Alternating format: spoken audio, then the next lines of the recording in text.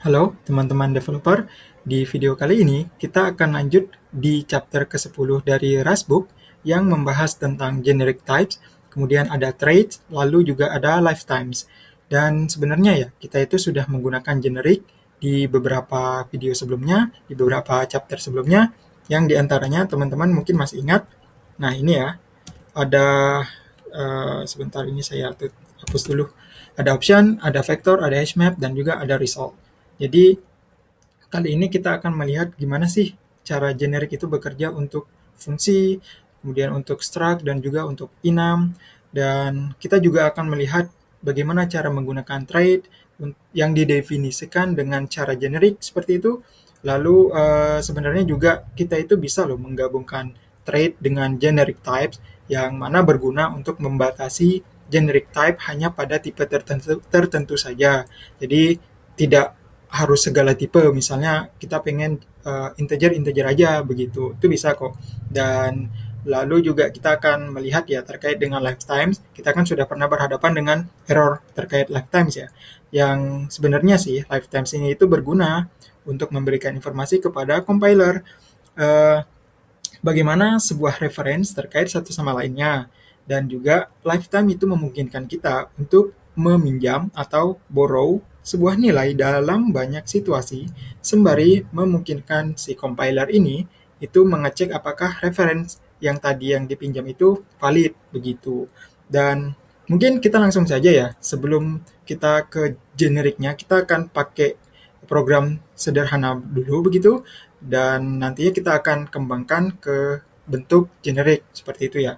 Oke, kita akan buat program mencari nilai tertinggi dari sebuah list. Kita pakai vektor ya, begitu ya. Oke, misalnya kita buat variable number list di sini, number list, kemudian dia adalah vektor, lalu isi nilainya itu ada 34, ada 50, kemudian ada berapa ya? 25 deh. Terus nilai tertingginya 100. Lalu ada 65 begini. Kemudian kita buat variabel mutable namanya itu largest, yang mana bukan tipe tapi nilainya itu berasal dari number list tapi indeks pertama. Begini ya. Oke. Ini tadi otomatis salah. Oke, di sini kita tahu largest dia itu dari indeks pertama, yang mana nilainya 34. Kita for loop untuk ngecek begitu ya. Number list. Oke, nah begini. Kita looping si vektornya, kemudian kita lakukan pengecekan. Jika number itu lebih besar daripada si variable largest, maka largestnya ini, karena dia mutable, kita bisa replace dengan si number yang ditemukan tadi. Kalau saya kasih catatan di sini, replace the number to the higher number. Seperti ini ya. Kemudian kita print line. Contohnya, the largest number is begini, kemudian largest. Oke. Ya, di sini kalau teman-teman lihat programnya sangat sederhana. Kita tahu kan kalau largest ini nilainya adalah 34 begitu ya, karena kan dia di indeks dari indeks 0. Lalu pengecekan pertama, jika 34 kan di sini, jika 34 itu lebih besar dari 34, maka lakukan atau eksekusi yang ini. Tapi kan dia nggak eh, ketemu nih, nggak cocok nih pengecekannya, berarti dia lanjut looping berikutnya hingga ditemukan nilai tertinggi. Oh, ini 250 nilai tertinggi. Oke, nggak apa-apa. Tadi saya ngomongnya 100. Ya, di sini kita dapat hasilnya ya. Ketika di running, hasil tertinggi adalah 250. Berarti sudah benar dong. Programnya udah sesuai. Lalu, semisalnya, jika kita pengen nih, atau kita punya, misalnya lah, kita punya beberapa list gitu ya, list vektor atau list nomor begitu. Dan kita ingin ngecek juga dengan cara yang sama. Cara termudahnya kan tentu begini ya, ini cara paling mudah sih. Cara paling mudah itu, oke, kemudian ini kita paste. Oke, jadi kita duplikat kodenya, kita anggapan punya list yang kedua itu, misal nilainya begini deh. Saya kasih 34, terus ada nilai 6000, ada 898, ada 54, kemudian ada 2, ada 43, dan ada 8. Misalnya begini. Oke, ini kan cara paling gampangnya nih. Kemudian kalaupun kita running, kalaupun kita running, ya kita dapat hasilnya sesuai begitu kan. Kan ini cara gampang. Tapi kan nggak mungkin nih kita lakukan cara seperti ini. Ya mungkin-mungkin aja sih, tapi kan caranya nggak gimana ya, agak cukup berantakan sih, kan begitu. Mungkin kita bisa rapiin sedikit. Kita rapiinnya gimana?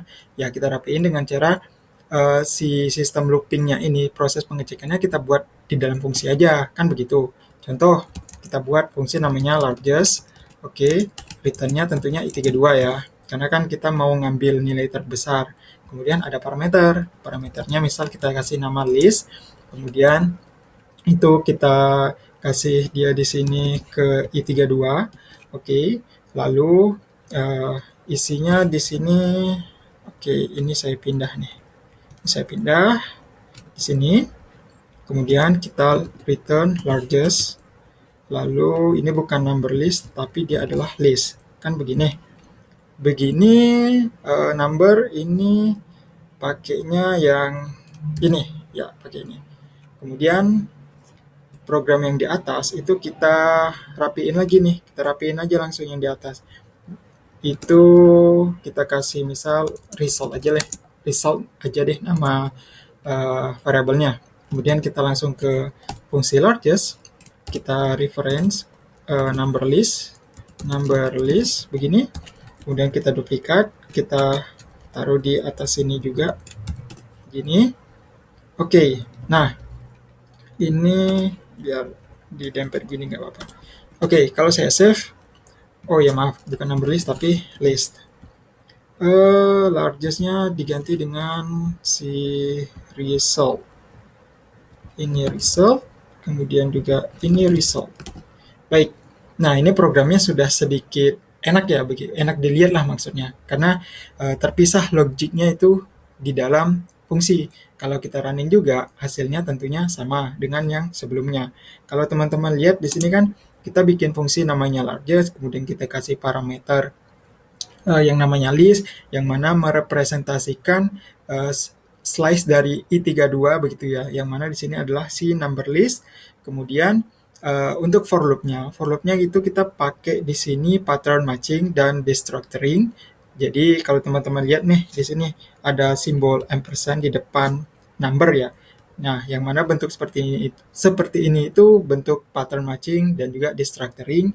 Destructuringnya itu gimana? Destructuringnya itu untuk setiap apa ya nilai i32 yang for loop dapatkan begitu, yang proses for loop ini dapatkan itu akan menjadi i32 di dalam body loopingnya begitu. Jadi di sini largest ini nilainya menjadi salah satu dari di antara list number yang ada di sini. Oke, ini kalau teman-teman mau lihat, ini saya kasih catatan aja deh di sini.